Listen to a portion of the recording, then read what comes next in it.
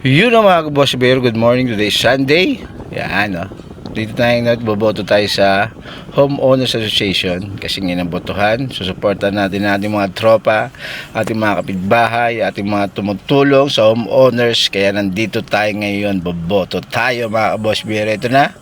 Pasok tayo, nakaboto na tayo. Maraming salamat. Ganun kabilis, sana laging ganun kabilis lang pagboto, no? Hindi, yung mga bumoto hindi na stress yan. Siyempre pag sa ating bumoto, pupunta naman tayo ng Dali para mamili ng sabon at maglalabat tayo mamaya pag uwi galing biyahe. Yan, oh, yan si Teng Teng.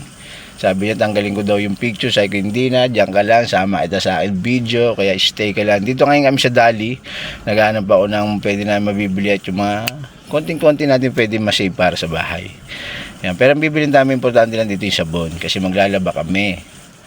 Tambak na naman ang aming labahin kasi nga hirap maglaba. Grabe pala maglaba, no? Naranasan ko maglaba, napakahirap yan, no? Yan, no? Bili kami sabon. Mamaya pag uwi ko ako maglalaba kasi washing naman namin automatic naman kaya hindi ganun kahirap. Sa mga shoutout sa mga naglalaba, no? Ito si Mip kasama namin, no? Tignan mo, nangungulid siya. Binila na namin siya ng gusto niya. Siyempre, ito magbabayad na kami para pagkatapos magbayad, mag-ready na tayo para sa ating bumiyahe. Lalaba kami mamaya.